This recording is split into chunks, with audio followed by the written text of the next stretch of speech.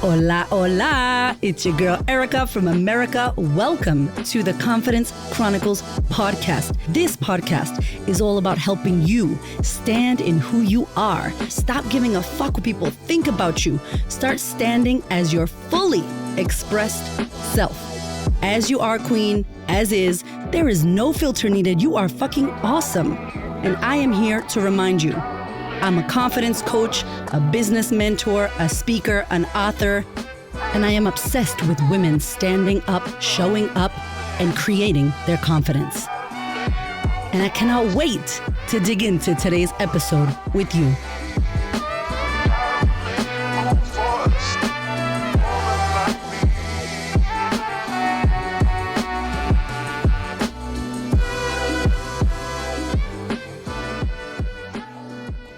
Hello, my love. This episode is for the parents, for the bonus parents, for the carers of children. Oh, Lordy Lord. I really can't believe that I'm mentioning this because I didn't think silly enough. I didn't think that my son, who's 9 years old, would have anxiety. And I say that because we teach them about confidence. We teach them about their thoughts and their feelings. My husband is like a breathwork practitioner, shamanic healing. You know, this is our world. And it's crazy because sometimes you don't think that this work that you do in the world is going to affect your children. You think that it automatically is going to, come through you into them. And that is not the case. So I am living a very humble reality right now. And I wanted to share this because I know many parents experience this. Many bonus parents experience this, aunties and uncles, even maybe school teachers. And I wanted to share what we've been currently doing with our son, who's 9 years old and has been having anxiety and worry come up. And I don't want to say he has anxiety, but he has moments where he feels anxious and he feels worried. That's the word he's using, worried. And we got curious. Initially I was like, what? Last year, my 6-year-old, which this is so him, the teacher was like, we really need to work on his growth mindset. And me and Hamish were like, are you freaking serious? Like, this is all we do. Like, what? And we had to, it kind of slapped us across the face for a minute, because we were like, what does this mean about us? Doesn't mean nothing about you. It means that that's your kid's thing. My 6-year-old is like, I don't care. I don't want to do any of these things. I just want to sit, watch TV, eat some potato chips, have some sparkling water, take my shirt off, and everybody leave me alone. I just want to do what I want to do. Like, that's the vibe that he's bringing right now. And so it's hilarious, but that's his vibe. And so we're like, okay, little man needs to work on his growth mindset. I can do this. I believe I can do this. So last year it kind of slapped us in the face and we were like, okay, so our kids can experience these things. They're not untouchable. Obviously we know this, but sometimes you don't know until you know, right? So this year, our son is in grade 3. It's like grade 3, 4. So they're 3 and 4s are together. I don't know why. I already don't like it. I'm like, okay, whatever. Let's see what happens. And they introduced iPads. And I don't give them electronics. On the weekend, our kids maybe play an hour at a time. And they have to move around and go outside and do things because we're not big on the electronics. There are certain games that his friends play that he's not allowed to play. Because really, when you look into this shit as an adult, as a parent, you look at the stuff that they're watching and playing and you're like, this is not appropriate. But many parents, for whatever reason, aren't deep into that. And I am. I'm like, I'm a child sexual abuse. I was abused.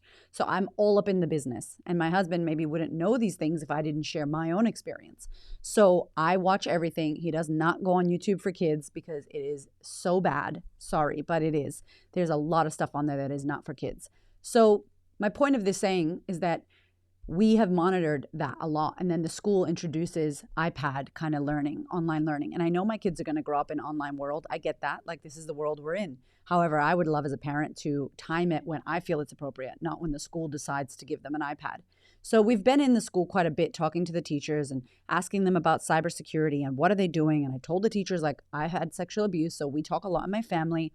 As to the children, we want to know what they're watching, what they're doing, and calling the teachers up on things. So I highly recommend you do that. Be that mom or be that parent. Like, don't care, no shame. I'm showing up. You're going to know about Mrs. Kramer over here. So that was happening. Then he started getting like this nervousness about presenting, which I get. Like, I get nervous about presenting. We were sharing and helping him with that. Then it started getting nervous about projects and homework that he had to do. And he would come home and kind of say like, I'm so overwhelmed. I feel overwhelmed. And I'm like, oh gosh, okay. What are you overwhelmed about? Let's talk about this.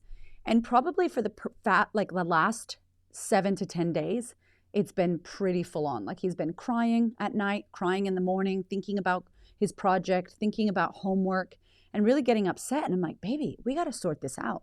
So Hamish and I, yes, we do this work. We help our clients with our thoughts and our feelings. And, my therapy diploma that I'm getting, my bachelor's in psychotherapy, Hamish does breath work, like facilitator. He understands this. Now we're like, how do we teach this to our kids? So at first I was like, oh my gosh, this is so hard. But then I'm like, actually, how beautiful that we now need to break this down even easier and more bite-sized to support our child who's now just turned 9 years old and is feeling these feels, is getting worried and biting his nails. And I used to bite my nails. I still do if I don't have my press-ons on. I was like, okay, so we got to take this stuff and put it into real world action. Now, I'm sharing this because I speak to a lot of mothers who their children go through this. I recently got a book, and I don't remember the name of the book because I just ordered it on Amazon. But as I'm talking, I'm going to actually find it for you. And it was about childhood anxiety. And she's like, my son is getting OCD and, childhood anxiety and OCD is a thing. And I'm like, wow, like this is a new world for me. This is something that we've never had to worry about. And you get so much empathy when you understand the things that other parents and other people go through. And so I think in the world that we live in now, so much is changing. And there's an opportunity for us to really support our children. And y'all already know I'm going to say, if you aren't supporting yourself, if you're not supported with your own anxiety, here it is. If you're not supported with your own anxiety, if you don't know how to work through your own anxiety, it's going to be really difficult for you to support your children. So I think one of the best things that we can do is really go, okay, how am I with anxiety?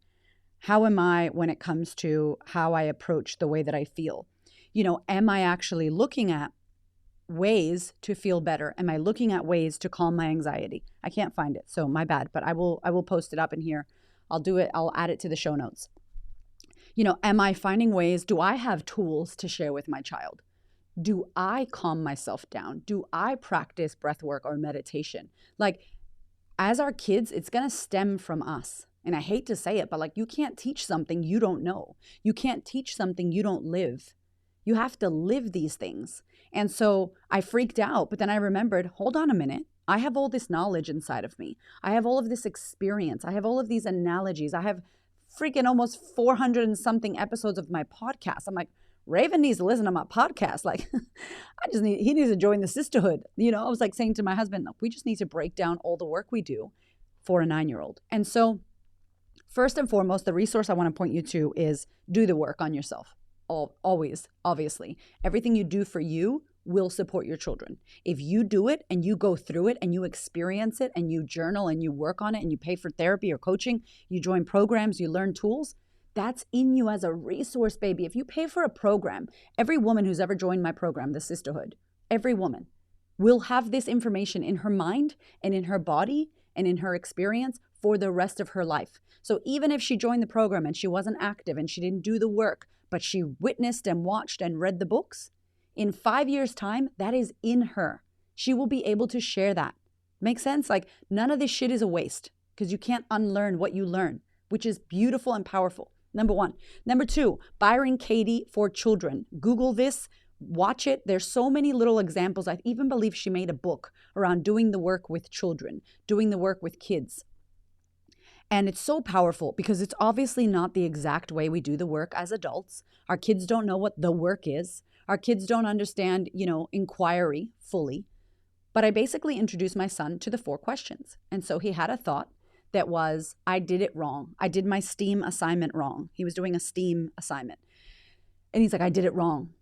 And I was like, okay. He's like, well, I don't know if I did it wrong. And I'm like, let's say you did it wrong because that's what's worrying you, right? He's like, yeah. I'm like, are you worried that you did it wrong and that you didn't pay attention and you're going to be looked at as someone who is wrong and didn't do the right thing and you didn't try? And he's like, yeah. I'm like, okay. So we put the thought down. I did my STEAM project wrong. And I asked him the 4 questions, which if you haven't listened, I've done a lot of Byron Katie podcast. I even did an episode with Byron Katie, which was like, holy shit. So please find those episodes. So I said to him, is it true? you did the STEAM project wrong? And he goes, I don't know. I'm like, it's a yes or no. Feel it. Is it true I did it wrong? And I sat with him. I asked him to close his eyes and feel it. And we sat at the kitchen table. We had no distractions, no TV, no nothing. My husband had the other son, and we were just chilling, me and him. And he was like, no. I'm like, awesome. And then the question 2 is like, can you absolutely know for sure that it's true? So he already said no. He was like, no, I don't know that I did it wrong. So he's like, question mark. But I'm like, well, the answer is yes or no. He's like, no. I'm like, cool. How do you react when you believe the thought? Question 3, who do you become? How do you live? How do you react when you believe the thought, I did it wrong? What happens to you, baby? And he's like, I get worried. I bite my nails. I get anxious. I cry. I feel sad.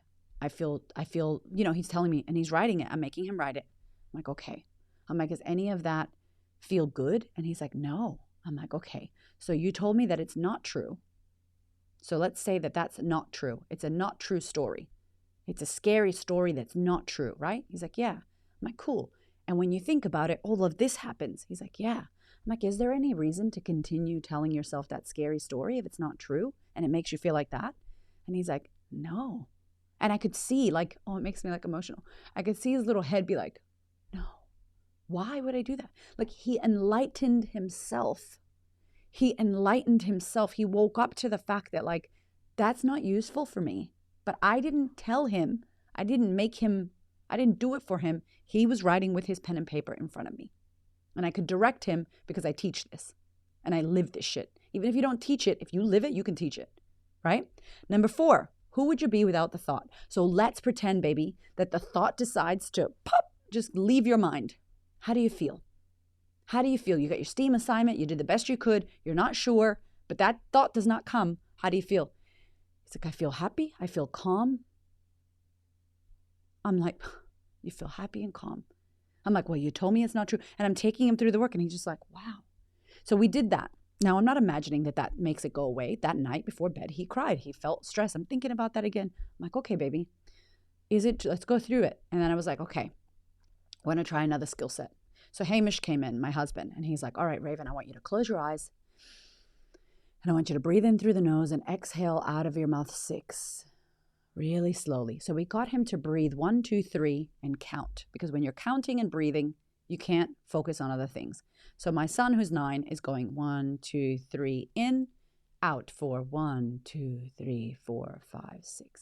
And it's a longer exhale. Even if you do 2 in, 6 out, kids can do this. And I'm doing it with him. Hamish is doing it with him. Even the little guy started doing it. Before you know it, he's smiling and he's like, okay. And he relaxed. Now we left the room and he's crying again. And we're like, okay, here we go. Now, I'm not pretending that this shit's like some miracle like affirmations and your kids are so cool. No, they're happy. No, I had to go back and forth. He was thinking about it. I'm like, breathe 1, 2, 3. I stayed with him and then he fell asleep. And the next morning in the car, right before he got out of the car, started feeling upset. And I'm like, okay, we got to do something else. So the third thing that we then did, I bought him a journal. And I saw this idea somewhere. I didn't make this idea up myself. I saw this idea. You buy your child a journal if they're in the age gap where they can write and they can read. And so I bought a journal. I bought 3. I couldn't take him with me because I was already out. If you can take your child and they choose it, even better. I took him with, I took the journals. I bought 3. One had a lock, and I had a feeling that he would want the locked one. I just know my son. Know your child, right? So I bought him 3. I'm like, this one, or this one. He's like, oh, I love this one with the lock. And I'm like, cool. So we made a pact that when he felt away, he would put a note in there. And if he wanted me to read it and respond, he would put it somewhere where I would see it. He would leave the key, and I could go in and read and rewrite him a note. And now I said, look, this is a place where we can share notes. But here's what I want to tell you. This is not going to be instead of a conversation. So this is an extra thing you can do when you're feeling overwhelmed or feeling like you want to share. But please know that I would prefer you come to me and we talk, me and you. And he loves talking when he's in the shower. So I always meet him in the shower and he talks to me about his day. That's fine. So I'm like, cool. He's like, yeah. I'm like, this is not in replacement for our talks because I still want to talk to you. He's like, awesome. So he's been using the journal. He wrote like Erica and Raven's journal, like, unless you're us, you can't open this journal. Really beautiful. And he's been writing notes in there. And one day, maybe 4 days ago, I got the idea where I was like, I know he has his thoughts, but what if we started writing down thoughts that he believed that were better than the current thoughts. Now, I do this with my clients. Instead of writing affirmations, I hate affirmations. I think they're full of shit because most of the time when you're doing affirmations, you're repeating stuff you don't believe. If you don't believe it, there's no feeling, there's no action, nothing's going to work if you don't believe it. You have to believe what you're saying. So I sat with him and I said, so we know the thoughts that are bothering you. Let's think about 5 thoughts that would be more useful that you believe that would feel good when you need them. And he was like, all right, I like this. So at the beginning of the journal, we picked an area where we wrote down 5, and I think he added 2 more. So he's got 7. The first one that came to him was, I can do anything I put my mind to. And I was like, how does that feel? He's like, yeah. And he's going, I can do anything I put my mind to. And I'm like, hey, shoulders up. Say it like you mean it. Say it louder. He's like, I can do anything I put my mind to. And then he's smiling. I'm like, yeah. I'm like, say it even louder. Like, move your hands. Like, feel it go through your body. And he's like, I can do anything I put my mind to. And I'm like, yeah. And he's like, and I'm like, high five. All right. And so he wrote that. Then he had another one. And so he wrote down all these thoughts. He's like, my parents have my back. I'm not alone. And I'm like, oh God. I'm like, do we have your back? He's like, yeah. I'm like, is it true? He's like, yeah. How does that make you feel? Great. I'm like, cool. Let's use that. In a nutshell, I then decided, I'm like, this is a cool idea. I wonder if we could do like write it 20 times because I know the power of writing and saying things at the same time. When we learn, you guys are listening to me, right? You're listening to my podcast or you're watching this on YouTube. Cool. But this is just words going into your head. You're going to remember like 7% of what I say. But if you're listening to me and you're writing notes, you're going to remember a lot more. If you're listening to me and you're writing notes and you're pausing me and you're sharing it with a friend, you're learning to the ultimate extreme. This is why at my events, I'm like, you hear me, write, now turn to your neighbor and share. Now share to the group. This is what I do all the time because I want you to really get it. That's a learning style. If you're a teacher, you already know. It's the best way to learn. So I go, let's do this. I don't want to give you more homework, but let's play with this idea. I'm like, let's play with the idea that you take this first one. I can do whatever, anything I put my mind to. And can you write it 20 times, do you think? Can you write it 10 times?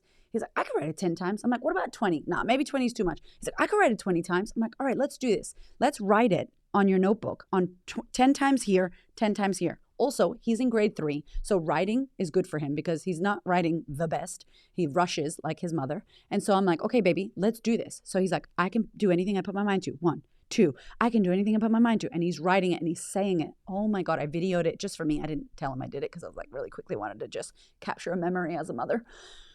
And I would never share that with, social media or anything like that. I don't share my kids. But I just was like, wow, like he's doing this. He's writing. He's saying it, it's going in.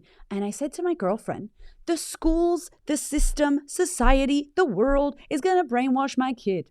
Social media, TV, freaking video games, the school system, he's going to get brainwashed.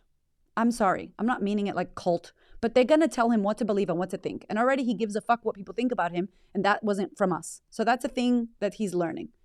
I'm like, I might as well brainwash my child. I might as well teach him about believing good thoughts. I might as well teach him that he is the creator of what he wants to decide to think and believe. I might as well teach him that he can decide what he wants to believe about himself. I might as well teach him that he gets to choose in any moment who he wants to be and how he wants to show up. And that the things around him cannot break him. They can make him into a better version of himself. Like, I'm going to teach him all that. So he did this, loved it, went away. Next day, comes home that night, I'm cooking. He's like, I want to do another one. I'm like, are you sure? Like, I don't want it to be like homework where every day you do 20 affirmations. Like, I don't want to. He's like, no, I want to do it. I'm like, cool. So he did the next one. Then we picked him up yesterday from school. And I'm like, how was your day? Because I know he was worried about his STEAM thing. And he's like, oh, we didn't have to do it today. It's not until next week. I'm like, great. And then he goes, but I got a little bit stressed out about it. So I took my book from my journal from school, like my homework book. He goes, and I started writing my thoughts. And I was like, got freaking teary-eyed. I'm like, don't cry, don't cry, don't cry. Because like, I don't want him to feel like I'm embarrassed or I'm embarrassing him either. So I'm like, oh, really? I'm like, that's cool. What did you write? And he's like, I got this. I can do this. I can do anything I put my mind to. He started journaling in his school notebook when he felt stressed out at school. Excuse me, like, what? What? This is like a week or 2 that we've been doing this. And I'm telling you this because I didn't think it was going to work. I didn't think that he was going to go off and start doing this himself. I didn't think it would really help him because he's so young. I was like, will he get this? I don't know. But what the fuck else do we do, my friends? What do we do when our kids are experiencing anxiety? I'm going to take him to a therapist and get drugs for him? He's 9 years old. What am I going to do? I need to be actively with him, tracking what's going on, asking him questions, communicating, and giving him some kind of tools. And I can only do that because I use the tools. So I can't tell you, like, I was in the front seat, my husband was driving, and I'm crying, and my husband's smiling because he's like, I know you're trying to keep it together, but he's like, yeah, mommy, and I felt really good, and I was riding, I could do anything, blah, blah, blah. And he's just like, yeah, I feel really good. And he was amazing. And I'm like, it's working. So do I have all the answers? Hell no. Is everything I said going to work exactly for your child? I don't know. But man, if our kids are having anxiety and stressing out, let's have a chat with them. Let's talk to them. Let's get their world. Hamish had a discussion with him the other night in bed. And my son said to him, you know what, Daddy? When I was 2 years old, when I was in second grade, the teacher got me up and like kind of made fun of me and I had to tie my shoes. And he said, why is your shoes untied in front of the class? And I'm sure the teacher wasn't making fun of him, but to him, he felt like he was being called out and made fun of.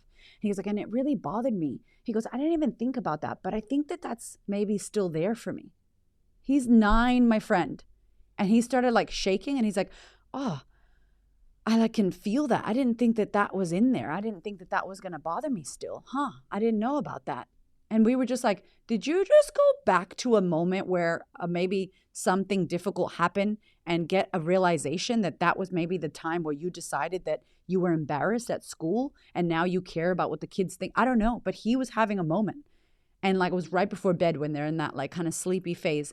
So we're taking it. We don't know if these are the answers, but we are trying to do things to support our children. And of course, if he needed therapy, I'm all for therapy. Like I had therapy as a kid, and that's why I'm such a great communicator, I think, because I spoke so damn much as a kid while I was coloring and having juice boxes. So I think that it's been really helpful. And if you do this work, if you do your thought, self-inquiry, if you do personal development, like I'm definitely going to take my kids to a Tony Robbins event as soon as I can. I'm definitely looking at programs to teach them about leadership and self-led and communication.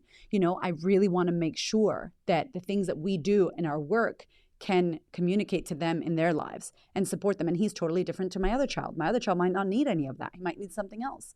And so may we rise to the occasion of what our children or what the children bring us. And it won't happen if we don't live it. And so that's my experience. I want to keep sharing this with you for those of you that are interested in this because they were helpful tools for us and they've been useful so far. So whenever he feels like doing an affirmation, maybe it's once a week, we do the 20 and then he might have new ones. And we're just going to go deeper into this work with him. And it's really beautiful that we can do this. And I thought it was going to be hard and stressful. And that was one view. And then I shifted my perspective to go, or this can teach me how to teach it at an even easier way. This can teach me to go deeper into my own. This can teach me to wrap him into the things that will support him. Also, there's a show on, I think it's Netflix, called Brain Games. Really useful. The next thing we want to do is buy a little brain and teach him where fear lives and teach him about the 200 million year old brain and why it's wired to look for what's wrong and just get him exploring and understanding the framework of our brain and the way that we work and the way fear works and the way that our minds think. And so these are the things that we're doing. Let me know if you enjoyed this episode and if you want to hear more about this. If you're listening on Spotify, let me know. If you're watching on YouTube, drop a comment below, subscribe. I would absolutely love to know. If you watch this on Instagram or you share it, just keep me posted because I would love to talk more about this if it's useful. Thank you so much for being here. I love your face and I'll see you next week.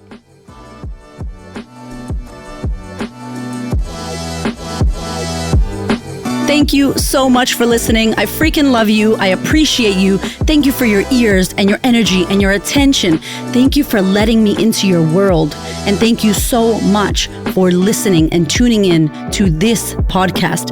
There are so many podcasts you can listen to, and I deeply, for real, appreciate you listening to mine. Do me one big favor, one big thing. Please share this episode or this podcast with a woman who you know needs to hear this.